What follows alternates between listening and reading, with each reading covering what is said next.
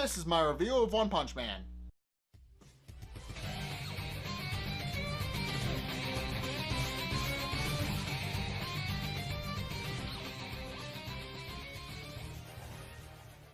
Okay, so in this episode, we see a lot of Garo's backstory a little bit, and we also see a little bit more of Metal Bat and how his combat style works.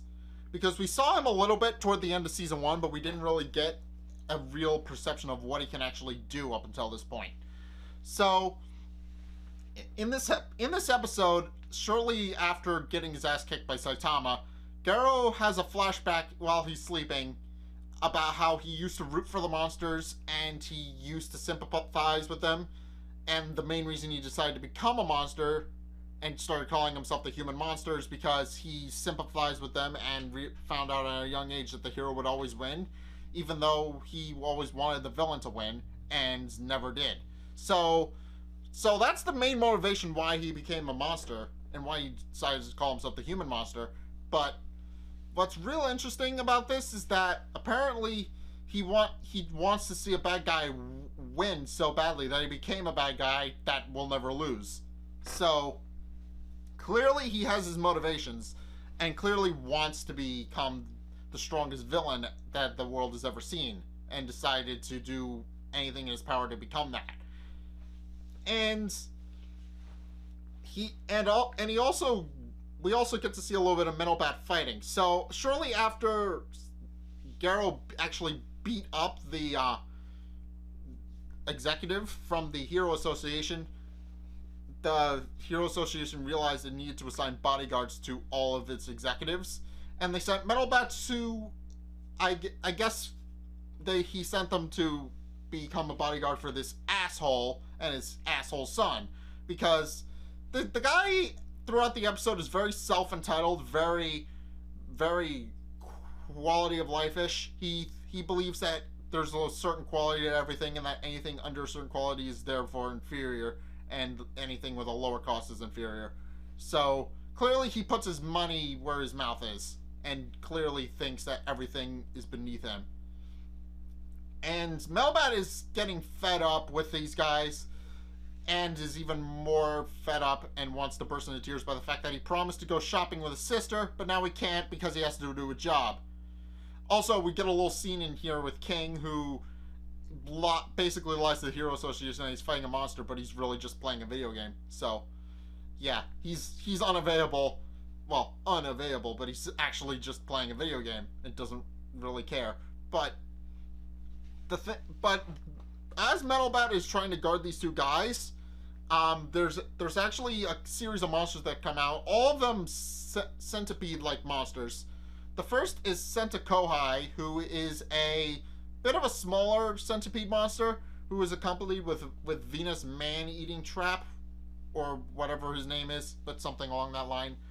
And they try to kidnap the son, but are stopped by Metal Bat, and then it's revealed that there's another centipede monster stronger than him, who shows up, called Senta Senpai, who then beats up Metal Bat within an inch of his life, in addition to another monster who showed up who has the ability to induce a paralyzing toxin. I forget what his name is, but I'll put a picture here, but I forget what its name is. So Metal Bat gets beaten within an inch of his life, which is made worse by the hypnotoxin that's being released into the air. And it looks like he's on the ropes, but then he does something interesting where he actually beats himself over the head with his own bat to dispel the effects of the toxin. And then it's revealed that one of his other powers is that the more injured he is, the more pumped up he gets, the stronger he gets, the harder he hits. So basically the harder you hit him, the harder he hits back. He's basically karma incarnate. What goes around comes around, I guess. And while he is able to dispatch the two monsters, and then recruits two more heroes who showed up to help, and asks them to get rid of to move the executive and his son before they actually get into a fight and actually get hurt. Then he asks them to move them before they can get hurt, but then another monster shows up that is apparently on the Hero Association's most wanted list. Centachuro, a giant monster centipede thing that apparently is so massive that it actually destroyed an entire city once. And true to form, its length, the length of its body is several city blocks. It's massive. And it's also featured in the intro, and now we're just finally seeing just how massive it is.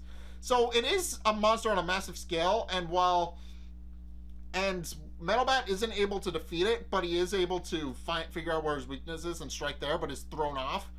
It's around this point that Garo, who heard the evacuation while hanging out with his little kid friend, who told him about Watchdog Man and planned to make him his next target, instead changes targets and decides to go after Metalbat, who he finds out is actually fighting because of the notice, and goes in after him and shows up as Shantachoro shows up and tries to fight Metalbat. So, and that's going to be the next segue for the next episode. But meanwhile, while all of that is happening, Saitama is registering for the fight tournament and is actually looking over the hero brackets to see who's fighting who. It's at this point where we are introduced to a new character, Sourface, who used to be a colleague of Chiranko's before Garo kicked everybody's ass and sent them all running. But he actually reveals a bit of backstory for Garo through this. He reveals that during one of the tournaments, a fighter known as Wolfman actually snuck in and tried and beat up everybody. But then they found the real Wolfman, and it was revealed that the Wolfman they thought was Wolfman was actually Garo with a mask.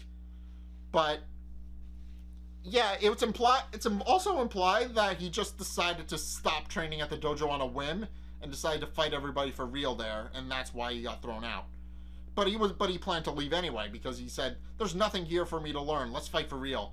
That's literally the last thing he said before he got thrown out. So he didn't really care. He just wanted to get stronger and stronger until he was strong enough to beat anybody in his vicinity.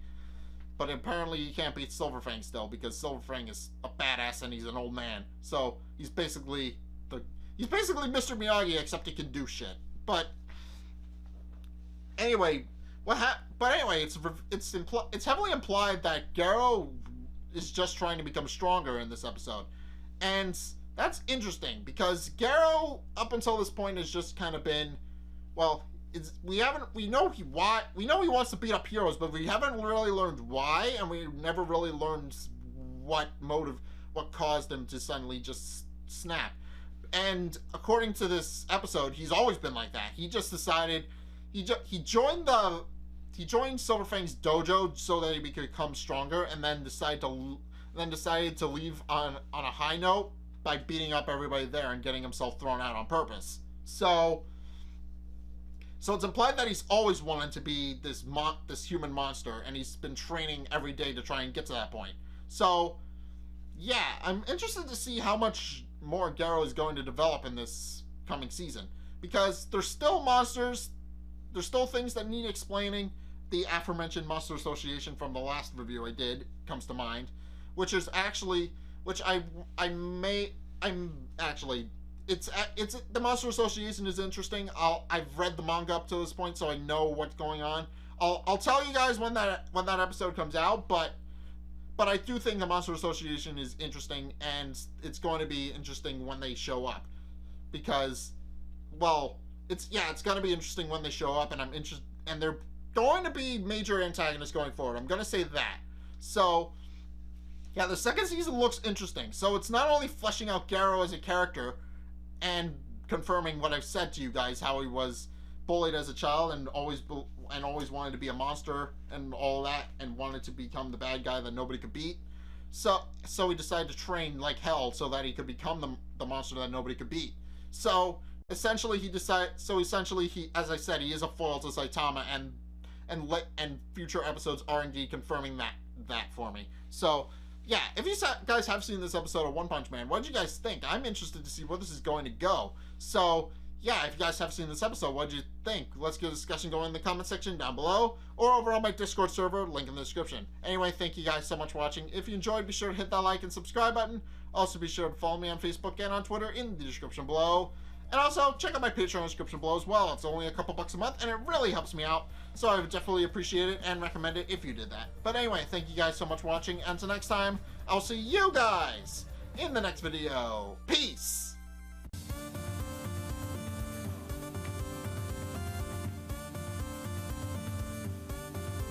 Not your buddy. Leave me alone.